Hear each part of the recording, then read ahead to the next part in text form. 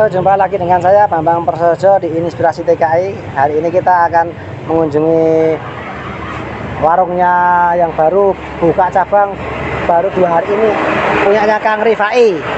Punya Kang Rifai ya, ex TKI Jepang. Nah, oke, kita lanjut ngobrol-ngobrol dengan Kang Rifai.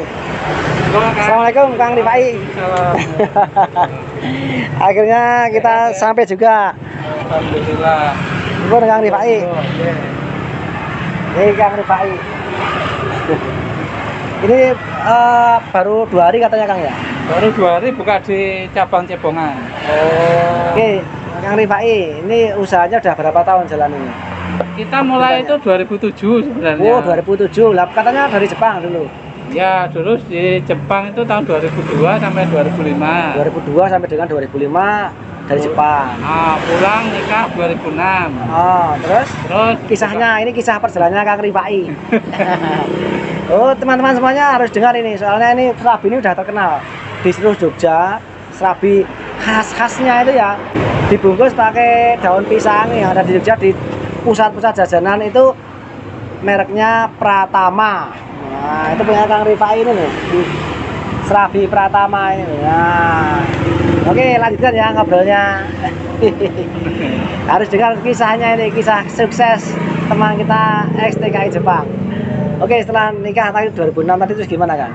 Nah, terus itu dulu kan kita alhamdulillah waktu pulang dari Jepang itu kan bisa beli rumah waktu itu. Beli rumah terus tinggal saya berdua sama istri toh. Terus mau mulai usaha. Karena awalnya usaha apa dulu? Awalnya dulu pisang kremes. Pisang kremes awalnya. Pisang kremes itu. Pisang yang dikremes-kremes apa gimana ini? Pisang yang ada apa binti-bintinya itu loh, yang kayak Indomie itu loh, dibungkus kayak Indomie itu. Awalnya itu pisang dibungkus Indomie. Nah, dibungkus apa? Bungkusnya tepungnya itu kayak Indomie itu. Iya. Besok tak buatkan. Oke, siap. Tahun 2006 sudah ada ide kayak gituan. Keren. Idenya memang bagus. Terus lanjutkan. Nah, awalnya tuh dulu saya kerja di Ambarukmo Plaza toh. Oh, kerja di Ambarukmo Plaza. Terus kemudian istri kan hamil. Iya. Saya dipindah ke Magelang. Ya walaupun saya di sana dulu lumayan berprestasi karena 3 bulan dulu juara DIY Jateng. Oh, ex Jepang bro, ex Jepang ya pasti kalau namanya kerja di tempat perusahaan pasti nomor 1 udah dilatih. Terus sudah gitu. Terus waktu itu di Magelang itu wah naik kayak gini kayaknya berat kan jauh toh. Melaju setiap hari akhirnya baca-baca buku dapat pisang kremes itu. Terus buka usaha pisang kremes itu. Dulu YouTube belum ada ya. Belum gayang YouTube. Belum gayang 2007 ya. Terus kemudian dari situ kita punya 2 cabang yang pisang kremes itu. Dulu di Godean itu sama di Kota Gede.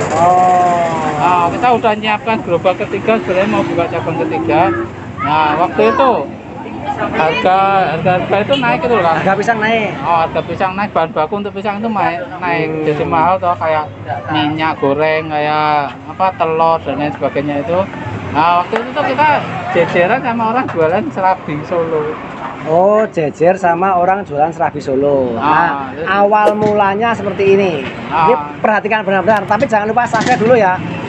Ini kisah serabi ini inspiratif. Terus kemudian karena kita sering deket toh, ngobrol-ngobrol kayak gitu, beliaunya tuh curhat, Mas, saya itu sebenarnya telat-telatan jualan di Jogja. Orang mana itu, Mas? Orang mana? Orang sini Jalan Godean. Orang Jalan Godean. Kok nggak telaten jualan di Jogja? Dia kan dulunya di Jakarta. Oh, dulunya di Jakarta. Terus pulang nikah jualan di Jogja. Terus kemudian dia merasa Jogja kok kayaknya agak lama gitu loh. Lambat. Dia pengen balik ke Jakarta. Gitu. Akhirnya dia balik ke Jakarta. Tapi sebelumnya itu, Mas, ini gentinan baik usahaku, bilang gitu. Dagangannya dulu juga jualan kayak gini. Gitu. Pakai gerobak juga sama gini seperti ini. Terus jenengan jualan di sampingnya. Terus jenengan disuruh beli gerobaknya dia karena dia mau ke Jakarta. Dibeli apa cuma dikasih? Waktu itu nggak jadi dibeli, Nggak karena jadi kita dibeli. belum punya uang waktu itu. Oh, pulang dari Jepang nggak punya duit itu piye? Nah, itu kan 2005 pulangnya. Oh iya. Iya, iya. Nah, Iya. terus kemudian waktu itu kita belum punya uang. Tak bilang, saya anu aja diajari resepnya aja, tak bilang gitu. Oh, diajari resepnya. Oh, gerobak kan saya bisa. Iya, iya, iya. Terus dia, kita ajari mas. Tapi saya besok Terus ngurus PIRT segala macam. Iya. Biar lebih bisa dipercaya oleh masyarakat. kadang kan anu toh dulu tuh ada apa? Ada orang yang tanya, Mas ini udah ada izinnya belum? Oh. Saya mau pesen tapi harusnya ada izinnya. Nah, dari situlah kita Karena ngurus. penting sekali ya Mas ya, ada legalitasnya itu. Iya, Nanti tambahi halalnya diurus sekalian. iya. Biar semakin meyakinkan. Sekarang udah mulai zamannya halal food. Nah, Sudah mulai booming halal Oke. food. siap, Nah, siap. oke. Nah, terus selanjutnya Mas ini udah dikirim ke pasar-pasar selama berapa tahun itu Mas? Dikirim ke pasar-pasar itu? Itu kita mulai dari 2008 akhir itu sampai sekarang kita suplai ke pasar. Wah, berarti udah berapa tahun ini? Udah 13 tahun. 13 tahun. Ini usaha yang sudah jejak itu 13 tahun. Nggak kayak sampean itu baru 3 bulan aja udah melempem. Ini 13 tahun, Bro. Udah teruji mobat mabit. Udah kena banyak ujian ya Mas ya? Ujian, ya. Jatuh bangun. Termasuk Covid ini. Termasuk Covid ini ya saya udah pernah ngalami itu Nah. Masnya ujian kayak gini udah pernah ngalami. Saya kaget. Udah tahu trik-triknya untuk Ya, kan sempat ada krisis 2018 juga itu. udah jalan selama 13 tahun ke pasar, sekarang memulai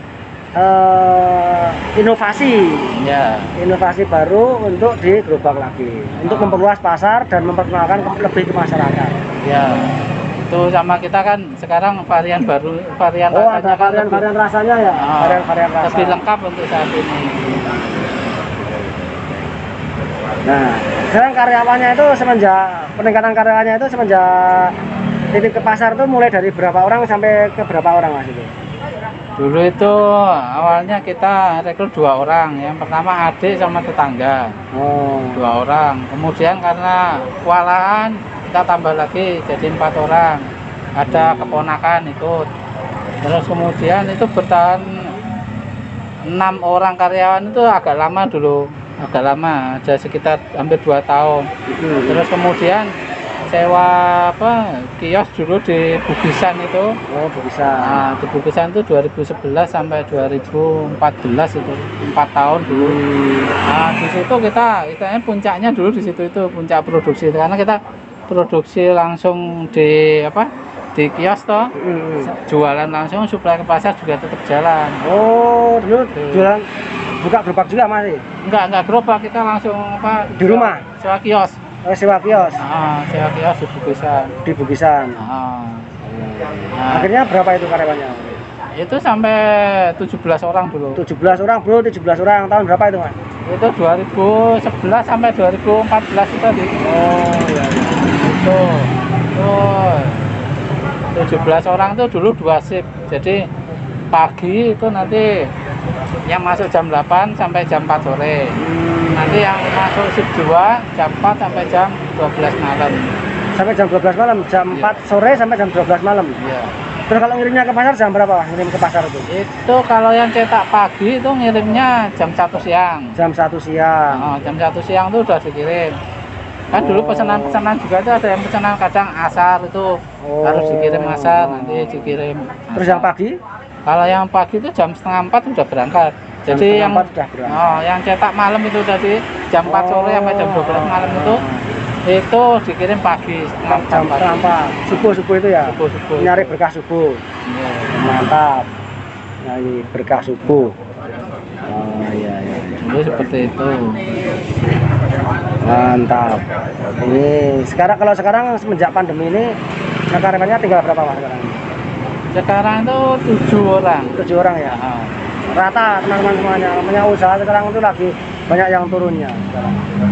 Apalagi mau menghadapi pesaing-pesaing barang makin banyak ya Mas pesaing-pesaing ya. Nah, pesaing aja kita istilahnya bisa santai rodoan ngadepi pesaing. Terus masalahnya apa Mas sekarang? Kendalanya itu? yang dulu mantan karyawan yang jadi yang suka nusuk dari belakang itu yang agak berat. Oh gitu. Jadi dia masuk ke pasarnya jenengan gitu ya? Iya, dia awalnya kerja di tempat kami loh. Terus kemudian merasa sudah bisa, akhirnya dia bikin sendiri. Ya, walaupun dulu sebenarnya udah kita pisah ya, yang bagian adonan sendiri, yang bagian cetak sendiri, yang marketing sendiri. Rata-rata itu yang ambil poin itu tuh yang marketing. Karena dia kan tahu pasar kan. Penjualnya kemana-mana tahu. Jadi karena tim marketing, terus jangan malah nggak tahu jualnya kemana, malah nggak tahu ya? Ya, kadang ada yang nggak tahu, karena kan dia tuh yang jalan kan. Akhirnya tim marketing itu yang kemudian dia bikin sendiri, disuplai dia sendiri gitu, karena dia ada pegang marketingnya, penjualannya. Ya, yang lebih parah itu dia kadang suplai ke tempat kita juga. Jadi pernah dulu ada kejadian dia merebut ya? Pernah kejadian itu 2016. Saya masih ingat bulannya Agustus kayak gini. Iya. Kita menjelang hari kemerdekaan itu kita nggak ada pesanan waktu itu 500 biji itu kita nggak ada pesanan. Nggak ada pesanan. Tapi ada orang telepon, Mas, serabimu mambu, komplain. Kok tak tuntut nih kayak ini caranya. 1000 dari mana? Saya dari catering ini, dia nyebutkan itu. Bojoku polisi ya jangan macam-macam Bu, gini aja. Jenengan datang ke rumah saya atau saya yang ke rumah jenengan. Kita selesaikan baik-baik, yang gitu toh. Ini serabimu mampu 500 biji saya beli. Saya hari ini nggak ada pesanan serabi 500 biji Bu. Saya bilang gitu. Kalau untuk satu orang nggak ada. Nah 1000 biji malah ada, tak bilang gitu. Tapi saya 500 biji berarti ini kemungkinan bukan produk saya, tak bilang gitu. Enggak, aku untuk kuning marketingmu kok. Ya udah sekarang kita ketemuan aja Bu. Akhirnya ketemu, dibawa itu serabinya. Ini Mas serabinya. Nah itu si palsu itu bukan Pratama, tapi dia bikin merek itu Pertama. Jangan parah. Mereknya Pertama, memalsukan. Itu. Akhirnya yang kena getahnya yang asli, yang Pratama. Nah itu waktu itu terus Bu. Sekarang gini aja, saya tahu ini orangnya siapa.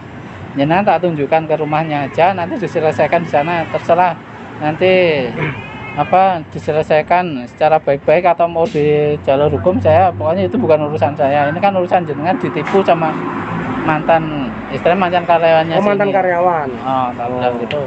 Akhirnya tak antar ya, sampai sana saya cuma sekedar ngantar, waktu itu udah terus saya pulang. Saya nggak mau ikut ngangkut. Oke, Kang Rifai. Jadi kalau itu perjalanannya dari Pisang Kremes ke Serabi dan tetap setia pada Serabi. Dan saya harapkan seperti itu, setia pada pokoknya yang utama itu ada. Jadi candinya itu candi Serabi. Candinya itu. Oke. Nah, sekarang kalau pas rame-ramenya itu itu berapa kilo sehari itu? Ya kita bisa sampai mungkin kalau sekarang cuma sekitar 10-15 kilo. Kalau tepungnya 15 kilo. Kalau itu mungkin jadi ya sekitar 1000 lebih ya 1000. Jadi sekitar 1500-an. 10 kilo tepung beras menjadi 1500-an serabi. Nah, padahal satu buah serabi itu harganya berapa ini? Nah, ini sekitar 1000. Pokoknya pasarannya itu antara 1000 sampai 1500. Jadi jualnya 800 apa? Ini kalau sekarang kita jualnya 1000. 1000, jual 1000. Oke. 1000. Sampean bisa ngitung enggak? Teman-teman. Kita lihat 1000 kali 1000 10 kilo. Enggak dihitung sendiri. Berapa kira-kira estimasi pendapatannya dari usaha serabi?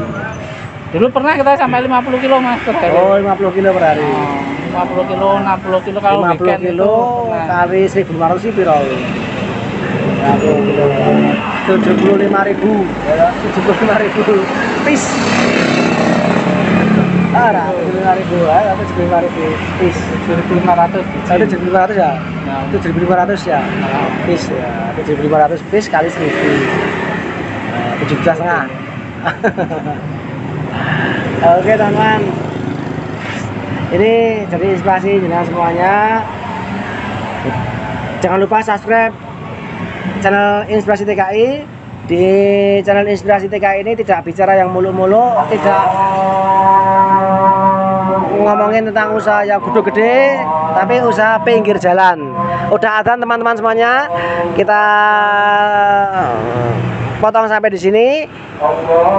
Berjumpa kembali lagi di channel video berikutnya. Semangat. Bismillah. Bismillah.